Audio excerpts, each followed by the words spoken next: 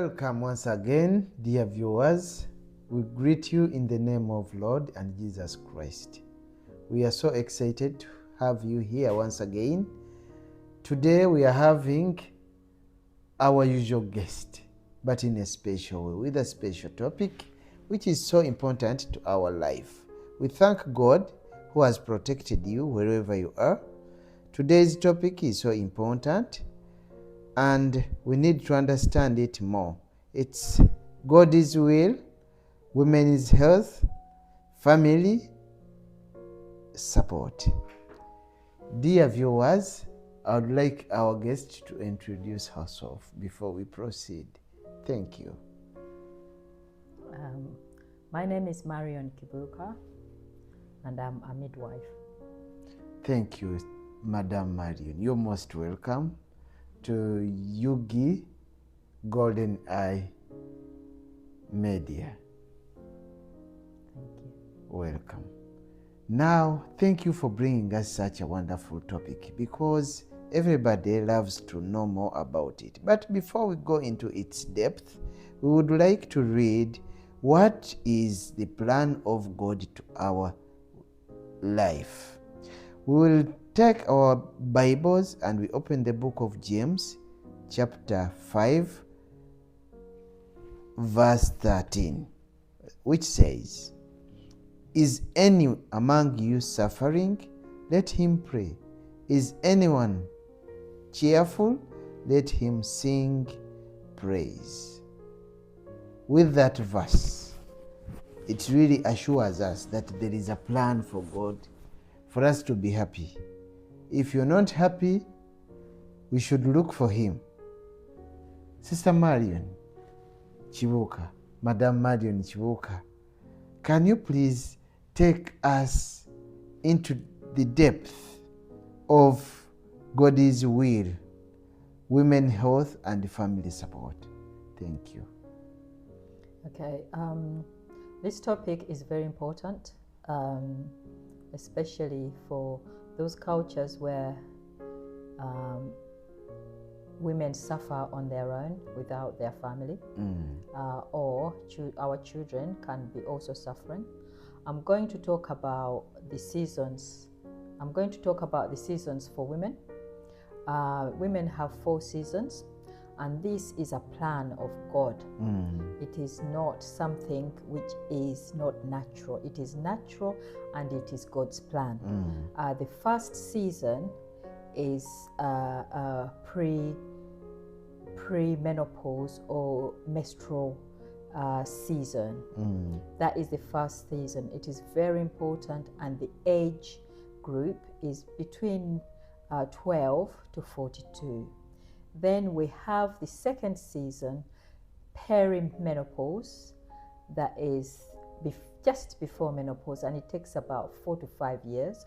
And then we have our third season, which is menopause, and also we have post-menopause. Okay. So today's topic is the first female season, and we are going to talk about the disorders. Mainly, we are going to talk about the premenstrual syndrome. So the topic is premenstrual syndrome, and normally suffers with from the age of 12 to 42 or 45. Or 45. Okay. However, we have found that children of age of 10, 9 can also come in to start messes.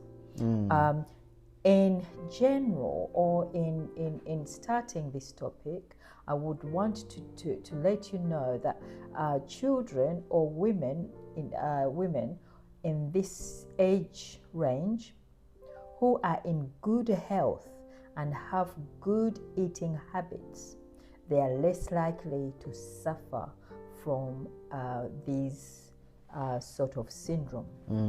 Why? Because it is mainly diet related, and it is also mainly activity, exercise and stuff.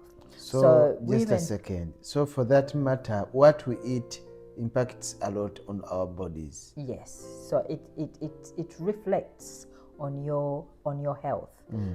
So also an irregular cycle, or those who are most suffering, is a general state of women's health, and usually as a result, as I've said, nutritional deficiency or auto-intoxication caused by constipation and sometimes organic malfunction.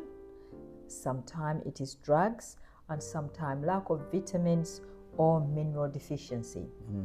So women should be very careful. I'm going to talk about this in depth and see what really happens in a female body of this age. So this today we are going to look at what it is, why it happens, and how it can be managed. The premenstrual syndrome. Premenstrual syndrome is a syndrome which affects women's physical and emotional. So you have emotional symptoms. Sometimes for us who are Christians, it affects your spiritual also. So it can be physical, it can be emotional, and it can bring spiritual symptoms. Just a second. You know, God created us as a whole body. What affects one department on your body affects all. Once your health is affected, spiritually you are affected also. Yes. Yeah. So it is a syndrome which happens just a few days, like 10 days before your menstrual period. So these symptoms do happen, and they are telling you to prepare for your menstrual period. And once you get into the menstrual period, sometimes they stop or the symptom improves. It mainly affects a lot of women. But some people would ask, is it common? Or is it normal? Yes, it is very common. It can be normal. It is a sign to tell you your season, what you are getting into in a few days. But in these symptoms, we have those who are mild, moderate, or severe. So sometimes women or girls will suffer different syndromes, will have different experiences with this syndrome. Sometimes it is a sign. It is not really a sign of weakness. It is not a sign which can affect your daily life. So if it is beyond your daily life, it affects your daily life, then you need some sort of help. So we have moderate and we have severe. We also have a mild, moderate, and severe. So when it goes to severe, you need to seek maybe medical attention. Yes, you need to see how can I help myself. But I'm going to go into that. I'm going to go into what normally happens and why does premenstrual syndrome happen. This is just women's body. So I'm going to talk about what the body really has. Women have two main hormones. They have estrogen and they have progesterone. So what really happens is that your body is producing a lot of excessive estrogen, or it is retaining excessive estrogen because your liver cannot excrete it. So that is what happens. So it suppresses the other hormone, which is a progesterone. So we have this, and sometimes it is mild, another time it is not. So it depends on the levels of your estrogen, which is excessive, suppressing the progesterone. Majority of women can balance. If you have a balanced diet, balanced meal, then you can balance these two hormones. But where you cannot, then it becomes more moderate or severe. At this time, that is when you need some help. Oh, thank you, Madam Marion. So that means nutrition is so important, and we should not practice it after getting into danger. Yes. We should practice at earlier age so that we prepare our body as we grow year by year. The body is ready to face such challenges. Yes, yes. All right. So, so as I was saying, so what normally the changes also, it brings brain channels, so it affects our moods. Mainly, why does it affect our mood? Because we have a lot of toxicity in our body, and then it affects the oxygen going through our brain, and that is when we start having moods. We have depression, we have cry, and we have all of these things, which normally happens. It also affects our stress levels and lack of rest. Poor diet and most of the time low physical activity can activate this syndrome. So we need to make sure that we are aware of what really causes the imbalance of these two hormones. The main things which cause the thing is the constipation. Constipation, what happens is that your body is keeping toxins inside there. And the liver cannot get rid of the excessive estrogen. That is one thing. Another thing is inadequate B complex vitamins, because these can help to the liver to excrete unwanted estrogen. So you are having enough minerals and vitamins to help you to execute or to get rid of excessive estrogen. Just a second, Madam Marion. How can someone realize that my body is experiencing inadequacy of vitamin B? Okay, I'm going to get that. I'm going to get to that. Okay. Red meat and dairy products, they produce hormone imbalance, excessive estrogen and inadequate progesterone. So what we know, constipation is unwanted and red meat can be reduced. And we talked about the 10 days. If you know that your syndromes are coming, your messes are coming, then you need to prepare your body so that you don't have these things.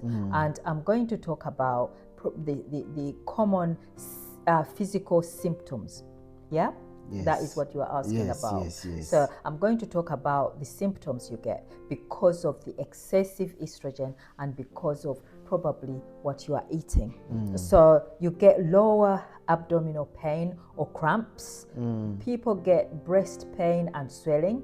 They get a swollen feet, that is edema, and also they can get acne. They get migraines, they get headaches, they get tiredness, and they get low energy, back, muscle, and joint pain, and changes in their bowel habits.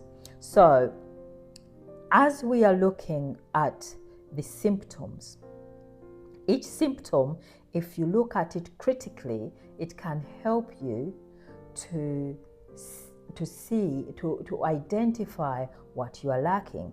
Am I lacking vitamins, or is constipation what is causing it? Okay, or what can I do to help myself? Overcome this. So majority of women who have got migraines or headaches, then you know that it could be that you are anemic. So you need to up your vitamin complex, vitamin B complex, and also your iron levels. Yeah, it can help you. If you are tired, if you are also lack of energy, all of those are lack of iron. So menstruation is lack of iron, will make it even worse. So try to make sure you eat well, you eat leafy vegetables, sprouts, spinach, cabbage, within these 10 days, so that you can help to boost up your vitamin B complex, and also to boost your iron levels. So indeed we've benefited about that. Yeah, because I'm going to someone talk- can be drowsy and doesn't know the cause of this and how to overcome it. But this education you've brought to us, it's indeed a great job.